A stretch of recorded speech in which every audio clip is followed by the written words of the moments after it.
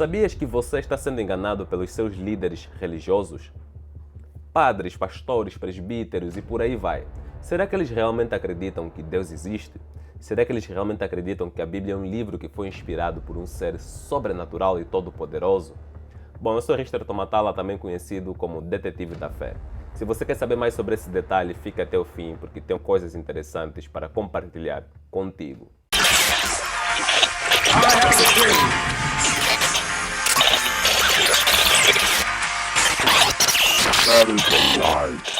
Sabemos que no mundo existem muitos religiosos, e no Ocidente o que predomina é o cristianismo.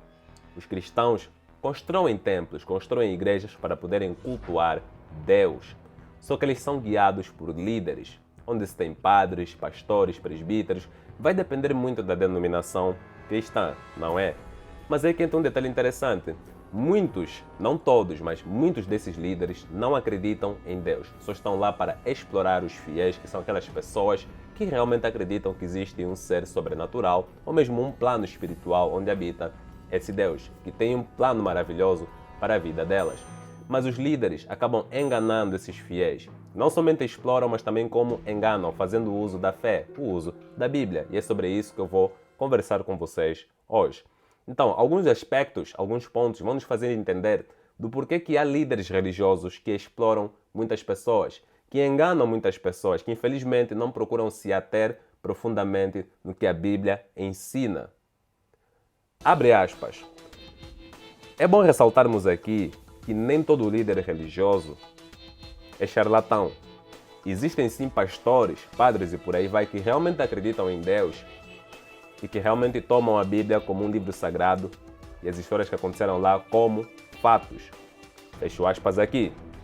Então, nesse vídeo aqui estarei me focando especificamente nos charlatões, nas pessoas que enganam.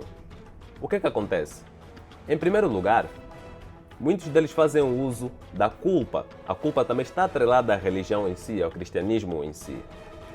O jogo é mais ou menos o seguinte: jogar a culpa nos fiéis para que eles possam se sentir vulneráveis e com base nisso preencherem as igrejas, os templos e por aí vai. Por quê? Porque na Bíblia nós vemos que dentro da narrativa de Adão e Eva, o homem e a mulher, que seriam Adão e Eva, pecaram, né? E com base nisso entrou o pecado no mundo. Só que aqui entra um detalhe interessante.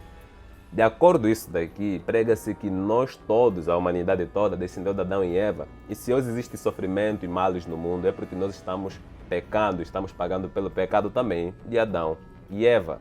Daí algumas pessoas que são mais vulneráveis ficam com essa culpa na cabeça. E com base nessa culpa, elas de alguma forma tentam resolver, pedir desculpas, fazendo o quê? Se submetendo a líderes religiosos. E muitos deles fazem o uso da culpa, que a religião também faz o uso, para poderem manter presas pessoas em igrejas. Você já teve sentimento de culpa? Saindo do contexto da religião, já tiveste algum sentimento de culpa? Você já errou para com alguém e para tentar de alguma forma reverter a situação, se submeter a uma situação humilhante ou mesmo se esforçar para agradar essa pessoa novamente? Então é esse sentimento que eles usam para poder manter muitos fiéis na igreja. Dizem que existiram dois seres que nem dá para provar, que seriam Adão e Eva, que só se acredita por base da fé, que também não é um meio suficiente para poder dar credibilidade nisso, para dizerem que todo o erro que está acontecendo aqui agora, todo erro que o ser humano comete, todas as desgraças naturais inclusive, é culpa do próprio ser humano, da pessoa que simplesmente existe. E daí prendem muita gente em igrejas, infelizmente. Uma outra forma é através do medo. Prega-se essa ideia de inferno, um lugar de tormento, um lugar de sofrimento, né? E nós sabemos que somos seres que sentem medo também, né? Embora alguns deles sejam meio que inconscientes, como por exemplo o medo de um lugar que nem tem prova, que é o inferno, as pessoas ficam amedrontadas e com base nisso, muitos líderes religiosos conseguem prender uma boa galera em igrejas, porque falam desse lugar onde as pessoas vão queimar, onde vão ter larvas devorando o seu organismo inteiro, bichos devorando o organismo, ranger de dentes. Então mexem com o psicológico das pessoas, com esse medo que o ser humano tem de forma intrínseca, para poder manter muita gente dentro de igrejas. E assim enganam muita gente. Por quê? Porque o inferno não tem respaldo na Bíblia. Porque o inferno não tem prova. É também tudo com base na fé. E como eu vos disse antes, fé não é um bom mecanismo, não é um bom instrumento, não é um bom artifício para se usar para dar credibilidade em histórias que são muito duvidosas, como as histórias que nós vemos na Bíblia. Entendem? Então, medo é uma das características. A cura. Muitas dessas igrejas, muitos desses líderes vendem curas. Só que, pessoal, sejamos convenientes. São muitos truques que rolam por aí. É muito teatro também que rola em igrejas para poderem vender essa ideia da cura.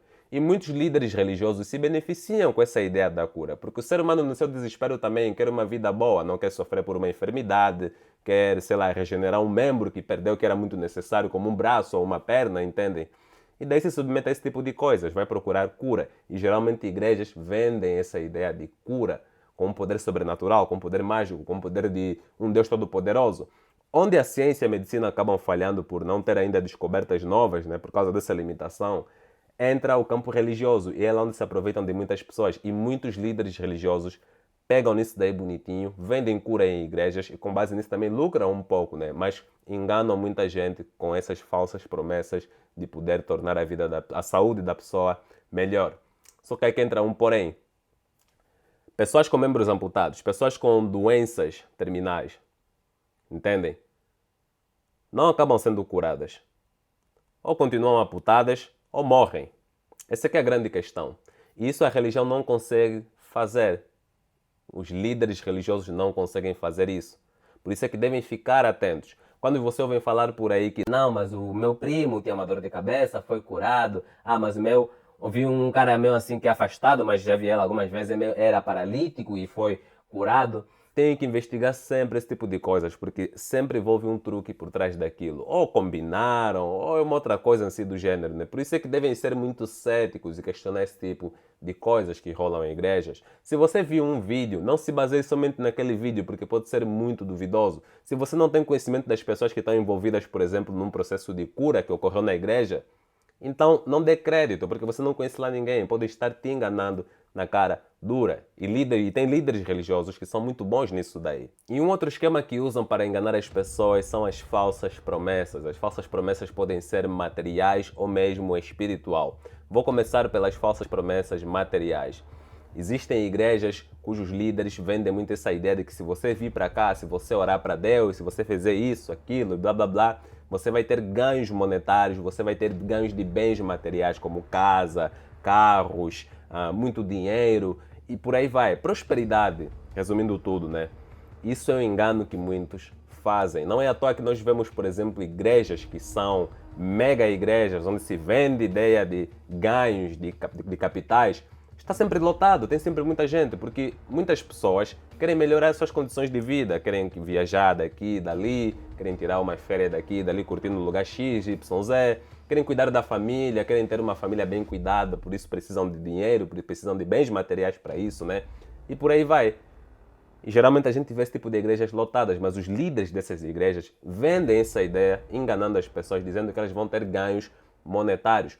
Não é à toa que já vimos muito por aí noticiários de algumas pessoas relatando, por exemplo, que dentro da Igreja Universal entraram lá para conseguir dobrar o lucro, conseguir fazer a empresa crescer. Daí a pessoa doou carro, doou sei lá quantos milhões. E no final das contas não teve retorno nenhum. Porque não é uma coisa que funciona a 100%, não é uma coisa no qual nos dá uma garantia de que realmente teremos um retorno materialístico. Mas muitos líderes religiosos se aproveitam dessa vulnerabilidade que o ser humano tem de querer melhorar a sua vida para poderem explorar e enganar. No final das contas não estão apresentando nenhum Deus que existe, não estão apresentando nenhum Deus que faça com que os seus fiéis orem e possam ter de volta alguns ganhos monetários, pelo menos, né, que possam nos ajudar aqui na Terra, já que o mundo gira em torno da grana, do din-din, do dinheiro, não é? E para finalizar, temos essas tais promessas espirituais. O mais clássico é essa promessa de que se você acreditar em Deus, se você acreditar em Jesus como seu único e suficiente Salvador, você herdará o reino dos céus. Um lugar onde não haverá dor, sofrimento, você será uma pessoa riquíssima em todos os sentidos.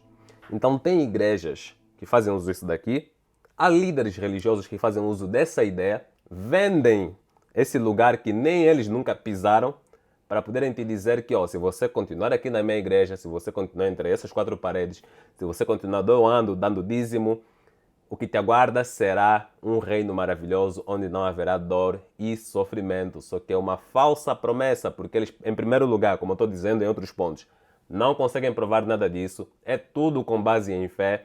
Nenhum desses líderes religiosos nunca esteve nesse tal lugar e voltou ou trouxe algum tipo de prova para poder dizer que realmente existe. para que os fiéis possam acreditar e ter esperança desse lugar, onde vão estar com Deus, vão ser bem cuidados e por aí vai.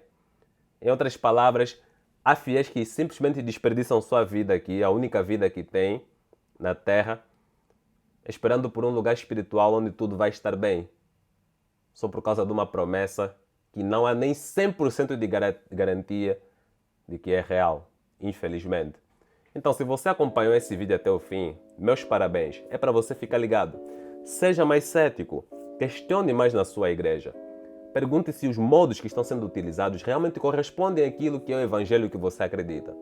Pergunte se o evangelho realmente é verdade, se os teus líderes realmente também seguem o evangelho ao pé da letra ou fazem os possíveis para seguir os evangelhos e terem uma vida parecida com a de Cristo. Porque senão você só vai ser mais um fiel que está sendo usado por um tubarão que quer enriquecer, que quer te enganar, e você vai se ferrar todo no fim da tua vida. Vais pensar e olhar para trás, pô, minha vida foi uma merda, e o pastor, o padre, seja lá quem for, e a sua família estarão bem. Entendes? Então é basicamente isso daí. Bom, a gente se vê numa outra ocasião. Espero que fiquem todos em paz. Também espero que tenham entendido o conteúdo que passei por aqui. Espero que tenha te ajudado também a abrir um pouco os olhos. E é isso aí. Até mais. Tchau, tchau. Fiquem em paz.